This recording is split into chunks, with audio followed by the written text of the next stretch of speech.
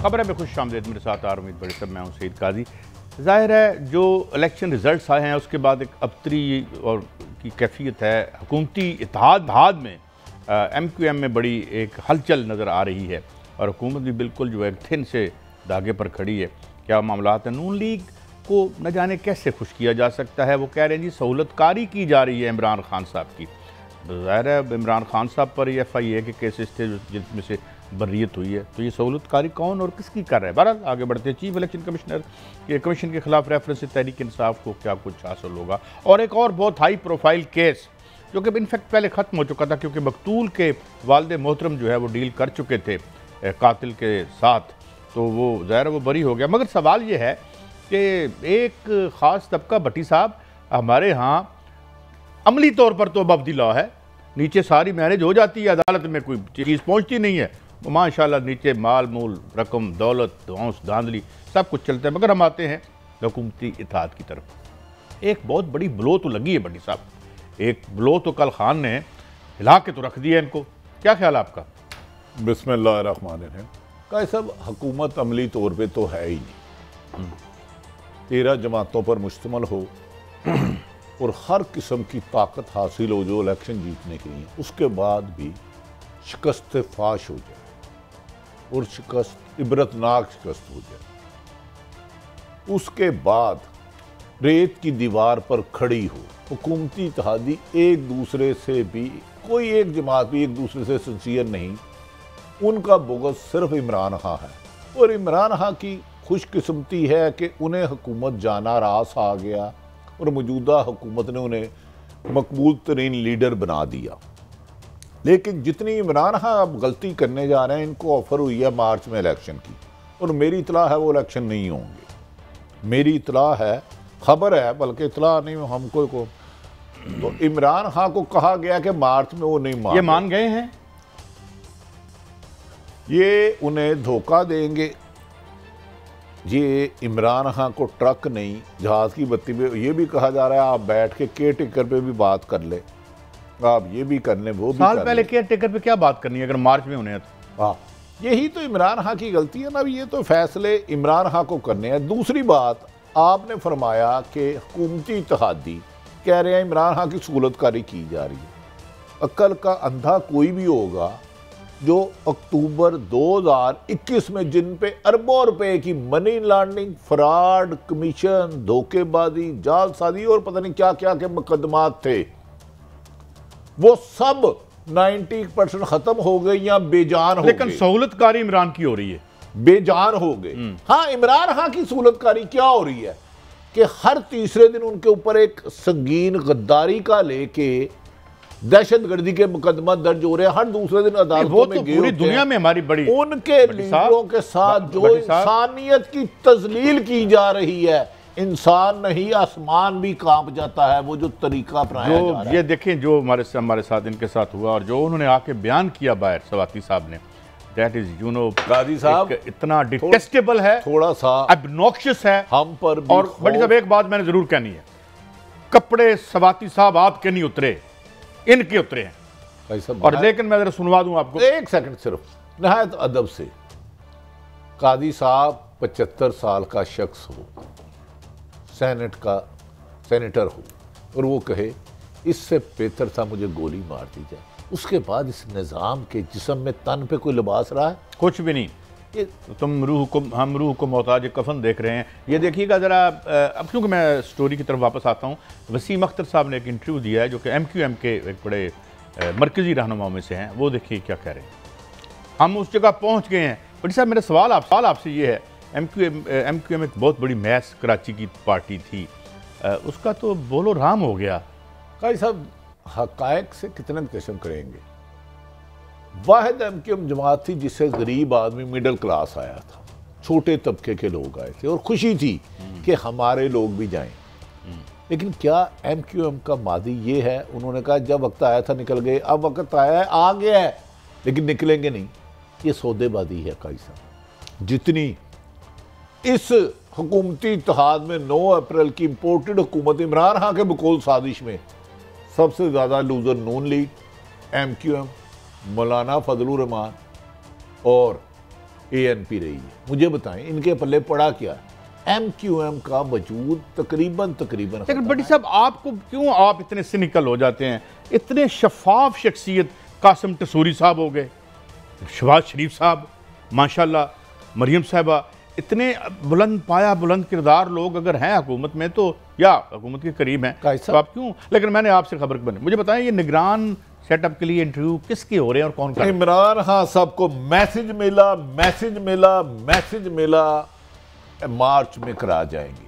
हमारी इतला है मैसेज जो देते हैं वो आपको पता है, हमें कुछ नहीं पता, हम तो गुमनाम जिंदगी गुजारे हैं। इस मुल्क में खौफ और असाब का छाया है।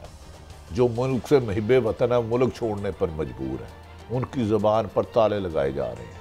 लेकिन नवाज शरीफ नहीं करेंगे। हफीज़ शेख के लिए केयर टेकर में नाम उनका आया, डिस्कस हुआ, यानी जो जिसे आप कहते हैं कि इकोनॉमिक हिटमैन, जिसने तीनों चारों गवर्नमेंट में मिलके इस मैशत का बोलोराम कर दिया, उसको फिर लेके आना। अच्छा, आपका मतलब है हम कोई ऐसा शख्स लाएं जो 22 करोड़ अवाम की नुमाइंदगी करे, उनका दुख दर्द समझे, उनके मसाइल दूर करे? ये हमारे मसाइल नहीं है। जो बहुत ऊपर है ना कादी साहब, वो बहुत ऊपर उड़ रहे हैं, वहाँ हम उन्हें कीड़े मकोड़े नजर आते हैं। उनके पास इतना कुछ जा चुका है। हमारे हुक्मरान 4-4 दफ़ा इक़्तिदार में रहने के बाद उन्हें इससे गर्द नहीं कि अल्लाह ना करे मेरे मुंह में खाक कि मुल्क डिफॉल्ट होता है। उनकी तो बाहर प्रॉपर्टी है, वो जहाज पकड़ेंगे। भाई भट्टी साहब, ये इकोनॉमिक शार्प शूटर जो हैं, इकोनॉमिक माशी शार्प शूटर जो हैं, इनके बगैर हमारा गुजारा क्यों नहीं होता? इन्हीं की इंटरव्यू दोबारा चल रहे हैं। क्योंकि आपकी हुकूमत बनाने में या बाद ओहदों पे स्टेट बैंक का जो गवर्नर है IMF लगवाता, जो खबरों में आता है। नहीं है, मतलब है कि वो इंडिपेंडेंट करके ले गए। इमरान खान ने वो पीस ऑफ लेजिस्लेशन अप्रूव किया जो आज़ादी की बातें करते हैं। हाँ, तो कादी साहब इस मुल्क का मुस्तकबिल बहुत तारीख लग रहा है। अच्छा, नहीं, हफीज़ शेख साहब के अलावा भी कोई नाम है? हफीज़ शेख के अलावा 3 और नाम हुए हैं, एक बिजनेसमैन था। हमारी इत्तला है कि इमरान खान को ये ट्रक की बत्ती के पीछे लगाया जा रहा है कि इमरान खान सिर्फ लॉन्ग मार्च ना करे, उन्हें केयर टेकर का निज़ाम भी डिस्कस हुआ। फिर उन्होंने इसी वजह से इमरान खान साहब पहले दिन से कह रहे हैं ये इलेक्शन कमीशन, बकौल chief election commission Imran Khan के बददियाना था। मैं उन्हें हरगिज़ नहीं कह रहा, काबिल एहतराम है।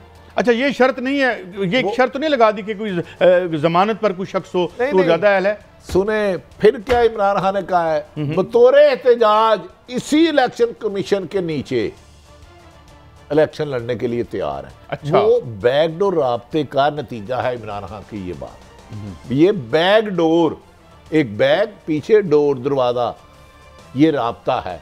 अब नून लीग 16 तारीख के इलेक्शन के बाद बल्दियाती इलेक्शन से नो पीपल्स पार्टी भाग गई, जो 14 साल से इक़्तिदार में है सिंध में। वहां तो कोई सलाम नहीं आया। वहां खुदा ना खास्ता कराची के साथ सलाम होना था ना। देखिए, अब हुकूमती इत्तेहादी इनको छोड़ेंगे भी, धोड़ेंगे भी और छूमू भी छुपाएंगे। लेकिन अगर इमरान खान ने फिर मार्च के इलेक्शन पे एग्रीमेंट कर लिया तो इलेक्शन फिर मार्च में नहीं होगा। मैं आपको अगली खबर दे रहा हूँ। इमरान खान को ये यकीन दहानी कराई गई, इसीलिए उन्होंने पहले 25 जुलाई के बाद फिर 10 दिन, 15 दिन, फिर लॉन्ग मार्च 15 दिन। इस दौरान सैकड़ों लोगों पे जुल्म हुआ। 25 मई को जुल्म सितम हुआ। पिंडी में जिस बंदे ने जुल्म की इंतहा की, आज भी वो पिंडी में। पर बड़ी साहब, ये बिल्कुल, ये जो मैं आपकी खबर से इस हद तक यानी बिल्कुल एग्री करता हूँ कि ये सोचा जा रहा है, मगर मेरी जो खबर है ना, तो पता क्या है, जो मैंने कल की थी आज दोबारा दोहरा रहा हूँ। इस सारे स्क्रिप्ट को, जो तारीख का बिफरा हुआ स्क्रिप्ट है, ये मैशत का, इसको दरम बरम कर देगा। इनको ये 2 अप्रैल और मार्च का सोच रहे हैं, ये 4 हफ्तों की प्लानिंग भी नहीं कर सकते। इनकी अमली औकात ये है। मगर अब कादी साहब, मादरत, आप एक मुहिब्बे वतन होकर सोच रहे हैं कि इकानमी तबाह हो गई है। मैं आपको ये कह रहा हूँ, जो ऊपर है, ऊपर जिन्होंने भी डिसीजन करना है, वज़ीर आज़म हो, उनके इत्तेहादी जमातें हों या अपोजिशन हो, उन्हें ये प्रॉब्लम नहीं है economy. Do you think economy hit जाएगी? बहरहाल चले, हीट जाएगी आपको बता जिस तरह श्रीलंका में से चले जाएंगे जब हीट आना शुरू। भट्टी साहब कितने सारे, अच्छा नवाज शरीफ कहाँ है? इतने जहाज नहीं है इतने सारे इस वक्त मोहतरम नवाज शरीफ साहब कहाँ है? राजा पाक से और 2-3 ही भागे थे ना। नहीं काजी साहब, मैं थोड़ा सा हकायक पे आ जाते हैं। इस वक्त नवाज शरीफ साहब कहाँ है? मरीम नवाज साहब कहाँ है? हुकूमत तो इक़्तिदार उनकी है। आसफ अली जरदारी साहब ने फरमाया था ईंट से ईंट बजा दूंगा, तो कितने साल मुल्क में रहे थे उसके बाद? अच्छा एक खबर और है, एक खबर और भी है, गलत ये सही तरह बताइएगा कि मरीम नवाज साहबा के जाने के बाद कुछ लोग और भी अपने पासपोर्टों से मट्टी झाड़ रहे हैं और कोई टिकटें विकटें लेने की, मतलब है अफवाह सी है, खबर है या अफवाह है? 3 वफाकी वजीर, 3 वफाकी वजीर, 3 वफाकी वजीर, एक जो टीवी पे बड़ा चुतर चुतर करता है, जिसके इलेक्शन में कमो बेशतर 45 करोड़ रुपया लगा था, 5 वोटों पे उसने मोटरसाइकिल बांटी, उसने भी तैयारी की हुई है। अब डिपेंड करता है कि इमरान खान ट्रक की बत्ती के पीछे रहते हैं या पुरअमन एहतजाज का रास्ता अपनाते हैं। अब इन्हें पता है कि इमरान खान को इलेक्शन में हराना मुश्किल नहीं, नामुमकिन हो गया आज इस वक्त तक। और ये मुस्लिम लीग नून को सबसे ज़्यादा यकीन है कि हम लूज़र रहे हैं। काजी साहब ये नहीं सामना कर सकते अवाम का, इनका फरार में ही आफियत है, भागने में ही इनकी है, इलेक्शन डिले करना है। आप उनकी बात तो मेरे ख्याल में बिल्कुल नहीं कर रहे ना कि जिनकी वालदा के नाम पे बहुत से पैसे नैब ने निकाले थे। ओ भाईजान, जिन्होंने गैस चोरी की मैं उनकी नहीं कह रहा, जिन्होंने बिजली चोरी की मैं किसी का नाम नहीं ले रहा, जिन्होंने कब्जे किए मैं किसी का नाम नहीं ले रहा, जिन्होंने 1.5 किलो अपने मुखालफ पर ऐसे लोगों का नाम ले मंशियात डाल दी, मैं किसी का नाम नहीं ले रहा, क्योंकि ये लोग तो मेरे मुल्क के रहबर हैं, रहनुमा हैं। इनकी 2-2 घंटे हम प्रेस कॉन्फ्रेंस कवर करते हैं, हम कौन से दूध के दोले हुए हैं? हमें पता है ये जराइम पेशा है, ये मुजरम है, मुल्क से फरार हुआ है, अदालत से है, हम उन्हें दिखाने पर मजबूर हैं। इमरान हाँ हम रिकॉर्डिंग दिखाने पर मजबूर है, हमारे पल्ले है कि भट्टी साहब इस वक्त हम बड़े पल्ले नहीं थे, लाते कर दी मेला मेला। मैं ये कह रहा हूँ हम बड़ी मुश्किल में है। क्या ये मुमकिन है कि हम कोई 2-4 बंदे, एक हम सेंट्रल जेल भेजें, एक मियाँ वाली जेल भेजें, वहाँ अच्छे लोगों की कमेटी बनाई जाए और उनसे पूछा जाए यार मुल्क को कैसे बचाना है? देखिए कादी साहब, अगर मुल्क बचाना है तो आपको पाकिस्तान में संगीन तरीन जराइम में मुलव्वस लोगों को तलाश करना होगा। अरबों रुपए की करप्शन तो मैटर नहीं करती, कुछ लोग इसको नहीं बुरा समझते, हर एक की अपनी राय। 50 करोड़ की तो अब करप्शन ही नहीं रही ना, क्योंकि नैब उसको पूछ ही नहीं सकता। आप 49 करोड़ 90 लाख 999 रुपए की करप्शन करें तो आप करप्ट नहीं है नैब की नजरों में, कम से कम जो नया कानून है। बकोल और अगर आपने साबित ना किया तो तुसी आप अंदर हो जाओगे। ऐसा काई साहब मेरी एक रहनुमाई, कितनी मुल्क की इज्जत मेरी रहनुमाई, डॉक्टर रिजवान साहब वफात पा गए, अल्लाह उनके दर्जा, वो 26 या 16 अरब रुपया जो माली के नाम आया, क्लर्क के नाम आया, वो कहाँ गया? आपने शहबाज साहब को बरी कर दिया, अच्छा किया, आपकी मर्जी। नहीं, हमजा साहब को ठीक है, 14 लोगों को मंगा दिया जिसके पल्ले कुछ नहीं। वो इन्होंने एक बताया, उस फैसले में आया कि ये पैसे वाकई आए थे और किसके थे। यार कम से कम वो पैसों की तकसीम तो बता दो, किसने भेजे? वैसे खकान अब्बासी साहब ने एक प्रोग्राम में बताया था कि जी ये पैसे दुबई में किसने डकैती की थी, क्या किया था, पता नहीं, क्लिप हो तो दिखाएं, बड़ा दिलचस्प पैसे है वो भी, क्लिप दिखाएं, फिर हमारी तो रहनुमाई करें, क्योंकि हमारी जहां। लेकिन ये आपकी बात ठीक है, क्योंकि इस तरह हमें ना कुछ अब जमानत पर जो लोग हैं उनसे हमारे मसाइल हल नहीं होंगे, अब हमें कन्विक्ट अंदर से निकाल के लाने पड़ेंगे। देखिए मुजरिम हो जब पकड़ा ना जाए या जब भी पकड़ा जाए आसानी से निकल जाए, आसानी से कानून के दायरे को ठोकरे मार के हुए बाइज्जत, शायद वो भी हमें मैशियत में से निकाल के ले जाएं, जिस तरह माल मुल्क से निकाल के ले जाते हैं, तो मुश्किल से भी हमें निकाल लें। उनकी इस 70 साल मेहनत की वजह से आप दिवालिया हो रहे हैं, तो उनकी मेहनत को कुछ तो सराहे। नहीं हाँ ये तो है बेचारी, इस मुल्क का गरीब आदमी का अरबों रुपए लूटना और फिर हर दफा कानून की गिरफ्त से निकल आना, ये कोई दुनिया के और आसान काम नहीं है। भट्टी साहब किसी दिन ना बहुत सी हमारे पास खबरें हैं, मैं ब्रेक पे जा रहा हूँ, किसी दिन आपको ये भी बताएंगे कि जब इन्होंने ये लिक्विडेट किया पीटीसी, ये क्या था, कितना बड़ा इदारा था, आज कहाँ है और किस तरह असासे बेच के उसको प्रॉफिट शो कर रहे हैं, इस पर भी हम खबर करेंगे। बहरहाल हाजिर होते हैं एक ब्रेक के बाद, हमारे साथ रहिए।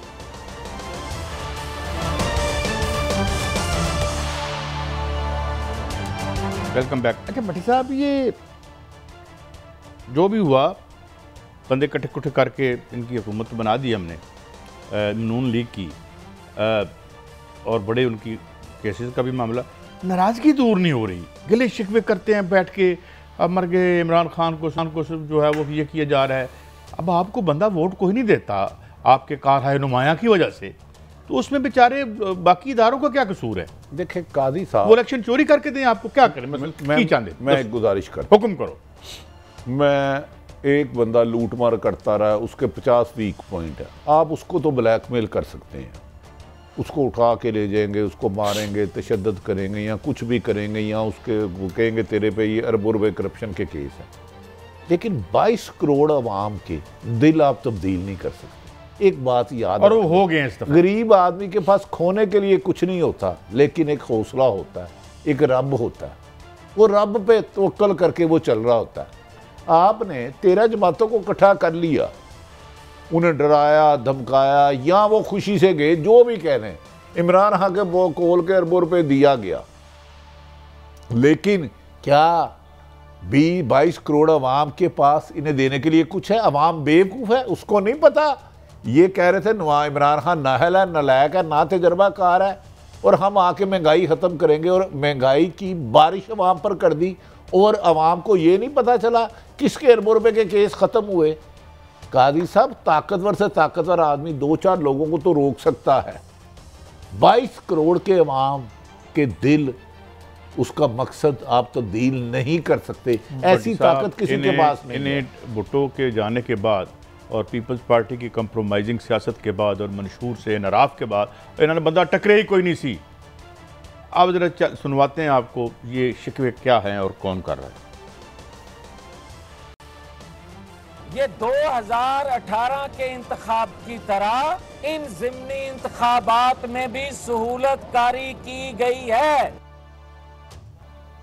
भट्टी साहब बड़े जुर्रतमंद आदमी हैं, मेरे दोस्त हैं जावेद लतीफ़ साहब, बड़ी मोहब्बत है हमें इनसे, और नैब में भी ये बिल्कुल क्लीन होके निकल गए हैं। देखिए मेरी भी इनसे पुरानी शनासाई है, काबिल एहतराम, बड़े हमारे मोहतरम, बड़े काबिल एहतराम, सुन लेना। और वोट को इज्जत दो को भी इनका मौक़िफ़ है, इनकी जमात का है। ये इतने बहादुर लोग हैं कि ये 2 मुल्क की ताकतवर तरीन शख्सियत के बारे में PDM की मुहिम पे रिज़ाइन मांगते रहे नाम लेकर, इन्हें अनटचेबल है। अब तो वज़ीर आज़म ये हैं, अगर इमरान खान की कोई सहूलत कर रहा है, उस पर मुकदमा दर्ज कर रहा है, हर तीसरे दिन वो पेशी पे गया होता है, तो ये उसके खिलाफ कार्रवाई क्यों नहीं करते? मुझे बताएं ना, आप इक़्तिदार में भी हैं, वज़ीर आज़म भी शहबाज शरीफ आपके हैं मोहतरम, 13 जमातें हैं, तो भाई अगर इलेक्शन कमीशन भी इमरान खान के बकौल इनका ज़ाती है, तो फिर सहूलतकारी का इल्ज़ाम किस पे लगा रहे हैं? आप दूसरे लोगों को तो कह देते हैं इसको ये मुल्क छोड़ जाए, इसे पाकिस्तान में नहीं रहने देना, तो इनको भी बुला के पूछे भाई आप सहूलतकार किसको कह रहे हैं? आप खलाई मखलूक किसको कहते थे? और इक़्तिदार मिलने के बाद और तमाम मुकदमात ख़त्म कराने के बाद या बेजार करने के बाद भी आप कह रहे हैं इमरान खान लाडला। लाडला वो है कि जिसके मुकदमात ख़त्म हो गए, जिसमें 6 महीने से फर्द जुर्म आयद नहीं हो रही थी और वज़ीर आज़म बन गए उसी रात। लाडला वो है कि जिन पे मनी लॉन्ड्रिंग मकसूद चपड़ासी मर गया, उसके मुकदमा ख़त्म हो गए और इमरान खान पे हो गए।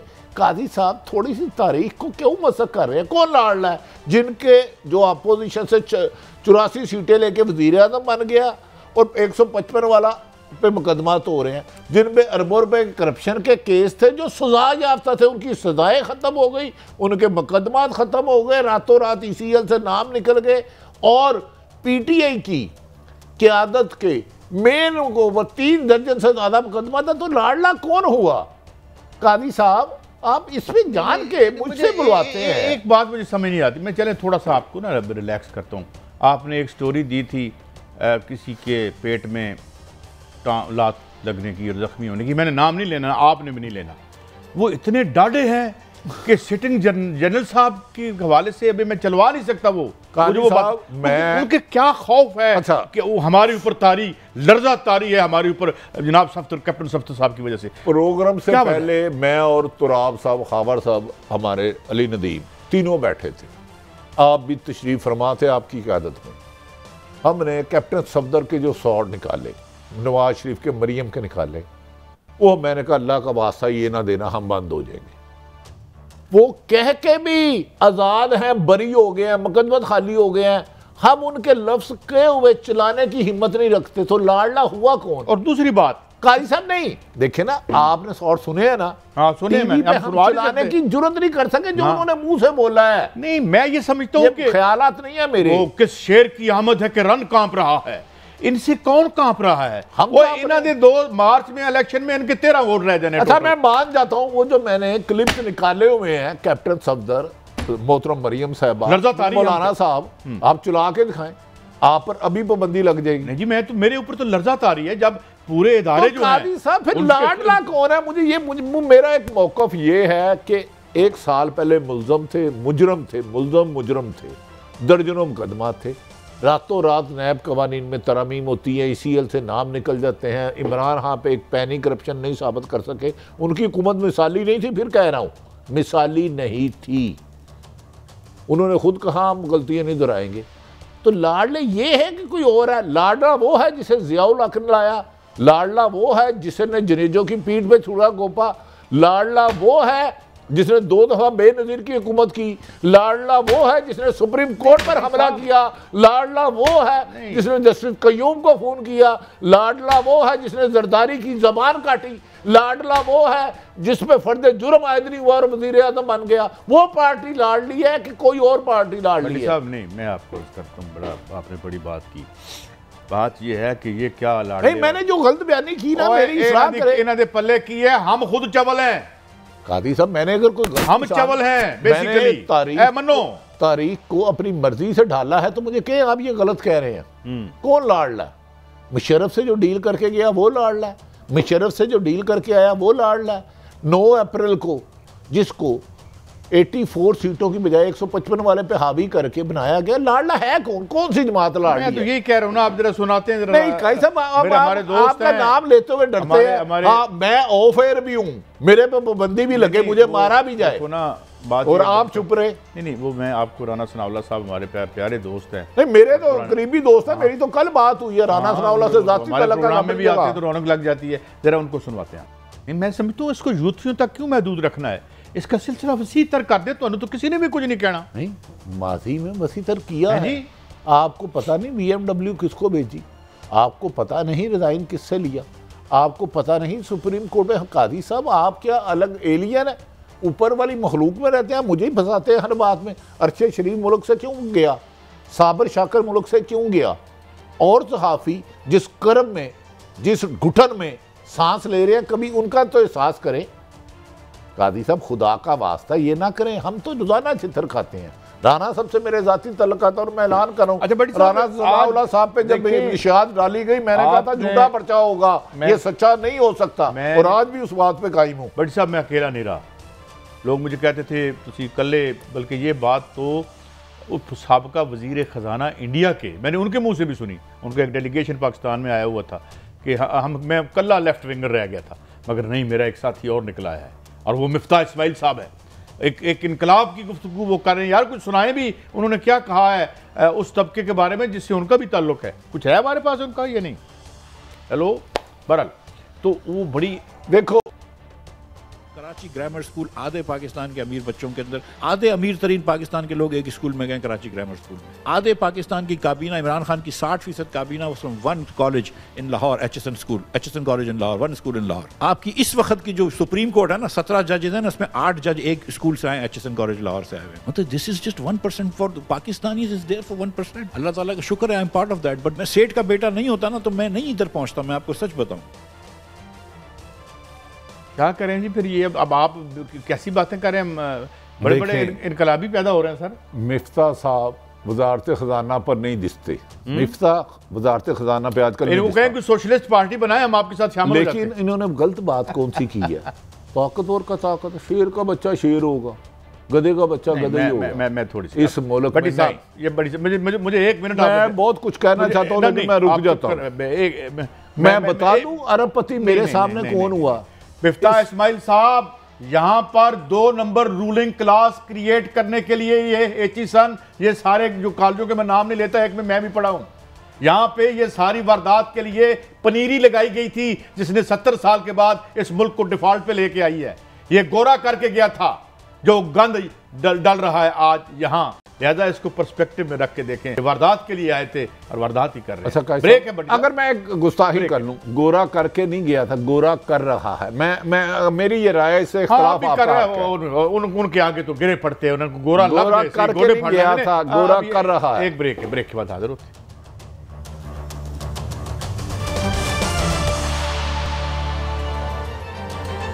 वेलकम बैक नाज़रीन। हमें ज्वाइन किया है जनाब अदर सिद्दीक साहब, मारूफ कानूनदान है। थैंक यू वेरी मच अदर सिद्दीक साहब।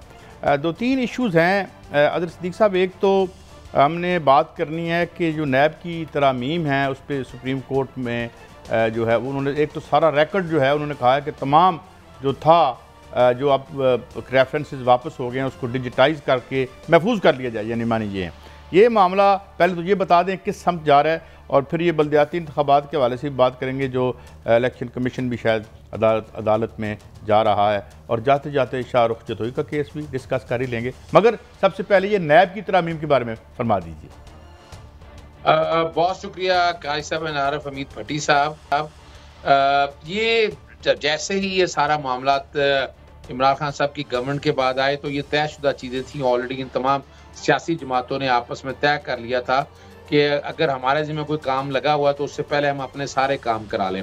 उसके लिए ये नैब की तरामीम ये कह दे रही है कि इमरान खान साहब ने नैब की तरामीम इस हवाले से चाहते थे कि जो प्राइवेट लोग हैं उनके हवाले से उनको बचत हो, लेकिन इन्होंने तो ऐसा काम कर दिया, यानी 1999 से लेकर इसका अपने तमाम केसेस का इतलाक कर दिया। अब उसमें कई जो सवाल उठाए गए हैं कि प्ली बार्गेन होगी वो भी पैसे वापस देने पड़ जाएंगे, फिर इस हद तक नहीं है।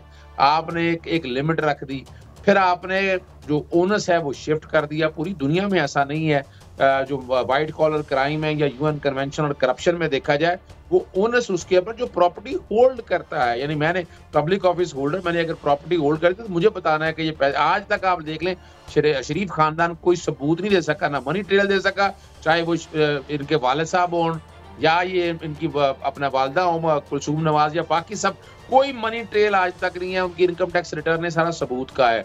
इसी तरह ये हुदैबिया 2 देख ले जो खासतौर पर FIA के हवाले से है, हर चीज नजर आ रही है, यानी आपस में टच अपना पता चल रहा है, पैसा मुल्क से बाहर गया वापस रूट आ गया, सारा कुछ रिकॉर्ड पे है।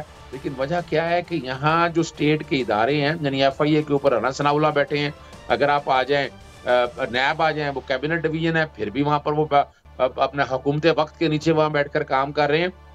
तो अब जस्टिफाई करना बड़ा मुश्किल हो जाएगा सुप्रीम कोर्ट के सामने। सुप्रीम कोर्ट के कंसर्न क्या है? सुप्रीम कोर्ट कंसर्न ये है कि क्या इस मुल्क में अननोटिस ये चीजें जा सकती हैं।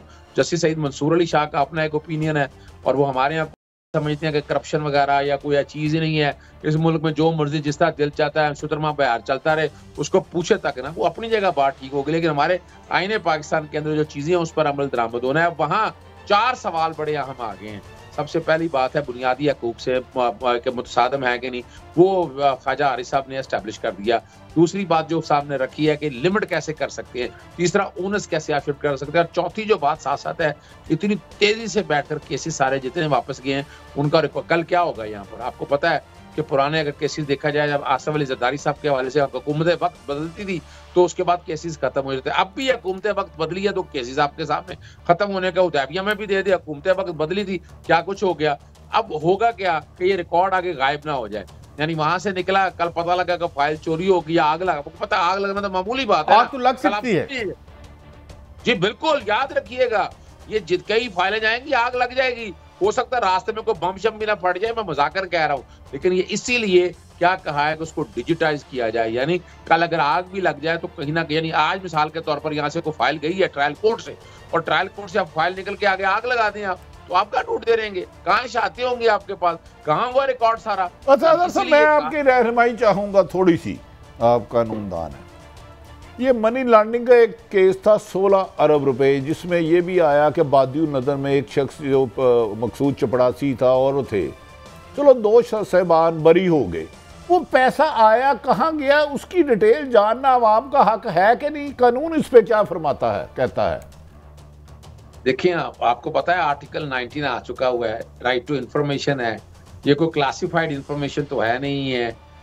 3 तरह से ये काम है। पहली तो बात है होता क्या था कि यहाँ चपरासी वगैरह या बखसूस चपरासी देख लें, कोई क्लर्क देख लें, कोई चार्टर्ड अकाउंटेंट देख लें, वो 10-10, 15-15 हज़ार, लाख, 1.5 लाख तनख्वाह लें, अरबों रुपया पैसा जो ये करप्शन का पैसा एलिजिबली इकट्ठा होता था उनके अकाउंट में जमा होता था, फिर ये हुंडी के जरिए बाहर जाता था। फिर आपको पता है मशहूर जमाना फॉरेन एक्सचेंज रेगुलेट, तो आपको मैंने पहले भी एक बात याद तो यहाँ इनामी बॉन्ड निकला करते थे, याद है शोभा चाहे ख्वाजा साहब भी बात, इनके इनामी बॉन्ड निकले, मेरा आपका कब क्या तक इनामी बॉन्ड निकला, हालांकि मैंने भी लाखों रुपए के इनामी बॉन्ड किसी स्टेज पर लेकर रखे थे, वो पैसा जाता है रूट होके बाहर, ब्रुक बॉन्ड नहीं निकलता भट्टी साहब।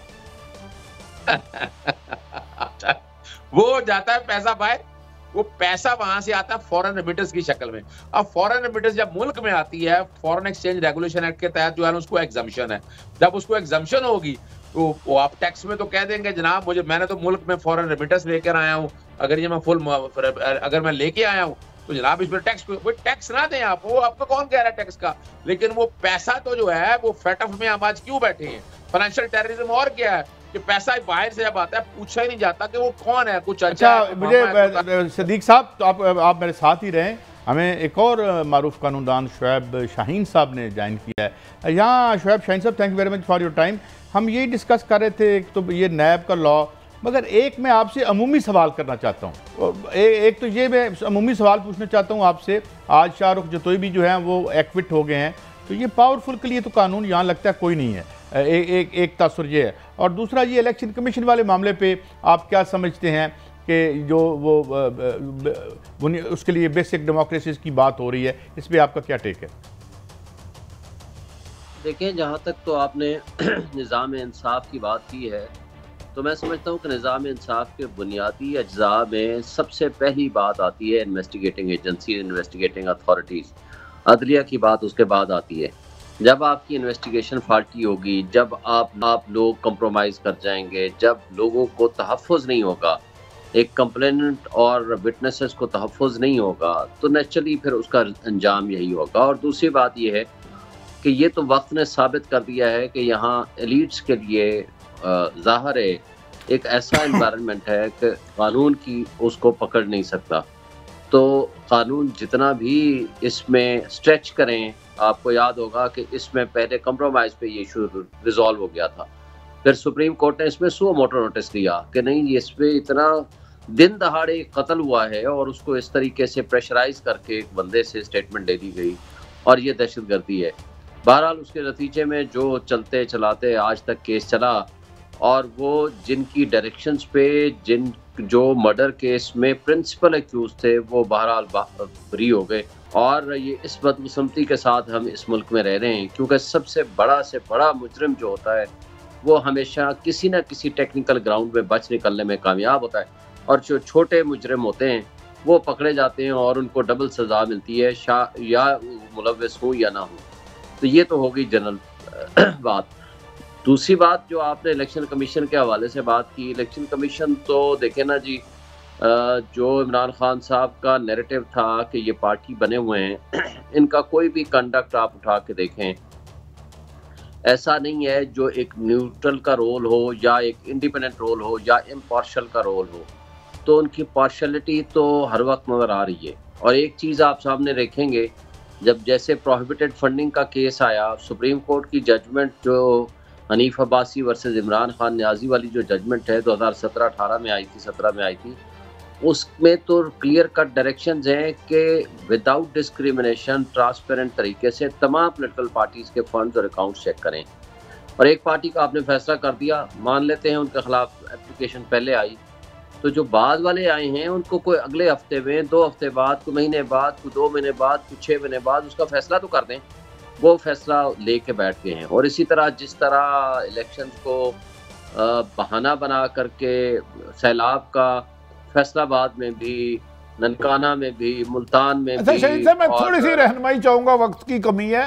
एक तरफ तो कराची में सैलाब नहीं आया, 7 अजला में इलेक्शन होने थे, वहाँ इलेक्शन कमीशन सिंध हुकूमत के कहने पे मंसूख कर देता है। दूसरी तरफ पंजाब के खिलाफ सुप्रीम कोर्ट में जा रहा है, ये दोहरा मेयार नहीं है क्या? इनको अदारों को कोई नहीं पूछने वाला। जी असल बात ये है कि इदारों को पूछने वाले जो हैं वो खुद हो गए हैं, बज़ाहिर ऐसा लगता है, क्योंकि इदारे के ऊपर जो सुपरविजन होती है वो कॉन्स्टिट्यूशनल कोर्ट्स की आमतौर पर हुआ करती है। अब बदकिस्मती से कॉन्स्टिट्यूशनल कोर्ट्स हैं जिसमें सुप्रीम कोर्ट ऑफ पाकिस्तान है, वो खुद तकसीम का शिकार है। वक्त की कमी के बायस से अदर सिद्दीक साहब, मैं ये मुख्तसरन आप कमेंट फरमा दीजिएगा, ऐसे हमें क्यों लगता है कि जिन इदारों ने पकड़ना है, ये जो तफ्तीश करने वाले हैं, ये प्रोटेक्शन का जरिया बन गए हैं? क्या ये तस्वर दुरुस्त है या आई एम ओवर डूइंग? जो तो इनके वाले से बात कर रहा हूँ। बिल्कुल बजा फरमाया। हम सारा बर्डन अदालतों पे डालने की कोशिश करते हैं, मैं इस बात से इत्तेफाक नहीं करता। अब इसमें भी 780 अगर डिलीट की है तो वो आपकी री इन्वेस्टिगेशन या बाकी मामलात में आके आपकी प्रोसिक्यूशन का कसूर है। हम वो बर्डन डालने की कोशिश करें हमारी अदालतों में, मैं इससे इत्तेफाक नहीं करूंगा। ये आपको याद है 2012 से मामला ये शुरू हुआ और अब अपना जजमेंट आ चुकी है 780 के हवाले से। 780 कहाँ लगनी है और किस किस जगह लगनी है। तो यानी इस हद ये देखिए, अमीर और गरीब के इंसाफ का फर्क अपनी जगह पर मौजूद है, लेकिन ये एक तरह का जो अगर फैसला देखा जाए, अब सुलह हो चुकी है, मुद्दई की सुलह हो चुकी है। अब उसमें अदालतें भी कि अगर 780 रहता तो फिर सुलह नहीं माननी थी, क्योंकि फिर राजीनामा नहीं हो सकता। अब चूंकि यहाँ पर 780 डिलीट हो चुकी हुई है, दोहरे निजाम का हिस्सा, और सबसे ज्यादा कसूर जो है वो आपकी प्रोसिक्यूशन का है, फिर आपके वो निजाम का है जिसने इंक्वायरी और इन्वेस्टिगेशन सारी करनी है, वो चाहे कोई भी हो। अब यहाँ सिर्फ एक इदारा काम कर रहा था, वो नैब, वो तो आपके सामने उन्होंने खत्म कर दी है। और यहाँ जब तक आप सीरियसली इस मामले को टेकअप नहीं करेंगे, और अदर सदीक साहब, मेरी दोनों से गुजारिश है, क्या इस मुल्क में हम उम्मीद रखें कि आम शहरी को भी इंसाफ मिलेगा जो ताकतवरों को मिलता है? दोनों जरा रहनुमाई फरमा दें। देखें, आम शहरी को बिल्कुल मिलेगा, लेकिन उस वक्त जब वाकई इंस्टीट्यूशन स्ट्रांग होंगे, जब डेमोक्रेसी स्ट्रांग होगी, जब क्या नाम है, जवाबदेही का पूछा जाएगा। अब आप देखें, कस्टोडियल टार्चर, आपने एक सवाल किया था कि जिन लोगों ने तहफ़्फ़ुज़ करना है वो लोग तशद्दुद या लोगों को प्रोटेक्शन देने में नाकाम रहे। सिर्फ प्रोटेक्शन नहीं, सबसे ज्यादा इस्लामाबाद जो कैपिटल पुलिस है, जो कि एक मॉडल पुलिस कहलाया करती थी किसी जमाने में, या कैपिटल की जो पुलिस हुआ करती है तो वो मॉडल पुलिस ही होती है, क्योंकि कैपिटल ने लीड करना होता है पूरे मुल्क को रूल ऑफ लॉ पे। अब हालत ये है कि यहाँ पिछले 6 महीने में जो भी केस आया है, शहबाज गिल का केस आप उठा लें, आजम सवाती का केस उठा लें, इमरान रियाज का केस उठा लें, जो कि पंजाब बहुत शुक्रिया शुएब शाहीन साहब और आदिल सिद्दीक साहब। प्रोग्राम खत्म करते हैं। आम आदमी के इंसाफ की तो भट्टी साहब क्या बात है, यहाँ तो जराइम पेशा लोगों को रिलीफ मिलता है, मिल रहा है और तसलसल से मिल रहा है। अल्लाह ये सिलसिला रोकने की हमें तौफीक अता फरमाए। ये था हमारा आज का शो। इजाज़त, अल्लाह हाफिज़।